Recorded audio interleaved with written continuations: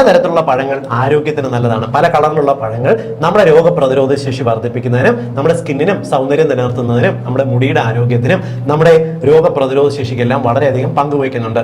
എന്നാൽ നല്ലതാണെന്ന് കരുതിയിട്ട് നമ്മൾ ഈ പഴങ്ങൾ ജ്യൂസ് ആക്കിയാൽ എന്ത് സംഭവിക്കും? അത് ഗുണകരമല്ല, ദോഷകരമാണ്. ഈ തരത്തില് നമ്മൾ ജ്യൂസ് ആക്കി കഴിച്ചു കഴിഞ്ഞാൽ രക്തത്തിലെ പഞ്ചസാരയുടെ ലെവൽ കുത്തനെ ഉയർത്തുന്ന 5 തരം പഴവർഗ്ഗങ്ങൾ പറഞ്ഞുതരാം. ഒന്നാമത് തണ്ണിമത്തനാണ്. തണ്ണിമത്തൻ സീസൺ ആവുന്ന സമയത്ത് വഴിയരികിലുള്ള സകല കടകളിലും തണ്ണിമത്തനെ ജ്യൂസ് ആക്കി കുടിക്കാൻ ഇഷ്ടപ്പെടുന്നവരാണ് എല്ലാവരും. എന്നാൽ തണ്ണിമത്തന്റെ ഗ്ലൈസെമിക് ഇൻഡെക്സ് വാല്യൂ എന്ന് പറയുന്നത് 72ആണ്. തണ്ണിമത്തൻ ജ്യൂസ് ആക്കുന്ന സമയത്ത് 90ന് മുകളിലാണ് ഇവയുടെ ഗ്ലൈസെമിക് ഇൻഡെക്സ് വാല്യൂ. അതായത് തണ്ണിമത്തൻ ജ്യൂസ് കുടിച്ചു കഴിഞ്ഞാൽ രക്തത്തിൽ ഷുഗർ അപ്പോൾ തന്നെ ഉയരാൻ തുടങ്ങും. ജ്യൂസ് ആക്കരുത്. രണ്ടാമത്തത് പൈനാപ്പിൾ ആണ്. പൈനാപ്പിളിന്റെ ഗ്ലൈസെമിക് ഇൻഡെക്സ് എന്ന് പറയുന്നത് 59 മുതൽ 60 ആണ്. പക്ഷേ ഇവയ്ക്കകത്ത് ഉയർന്ന അളവിൽ പഞ്ചസാര, മധുരം അടങ്ങിയിട്ടുണ്ട്. അതുകൊണ്ട് തന്നെ നിങ്ങളിപ്പോൾ ജ്യൂസ് ആക്കുന്ന സമയത്ത് വളരെ പെട്ടെന്ന് രക്തത്തിൽ ഷുഗർ കൂടുന്നതിന് കാരണമാകും. മാത്രമല്ല ഡയറ്റ് ചെയ്യുന്നവർ വരെ പതിവായിട്ട് കഴിക്കുന്നതാണ് ഈ വാഴപ്പഴം ഉപയോഗിച്ചുള്ള സ്മൂത്തീസ്.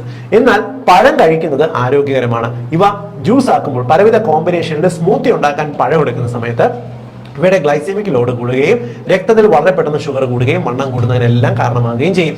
നാലാമത്തെ പഴം എന്ന് പറയുന്നത് മാമ്പഴമാണ്. മാമ്പഴം രുചികരമാണ്. ചെറിയ അളവ് മാത്രം കഴിക്കുക. ഉയർന്ന അളവിൽ പഞ്ചസാര അടങ്ങിയിട്ടുണ്ട്. ജ്യൂസ് ആക്കിയാൽ ഡബിൾ സ്പീഡിലായിരിക്കും രക്തത്തിൽ ഈ ഷുഗർ ലെവൽ കൂടുന്നത്.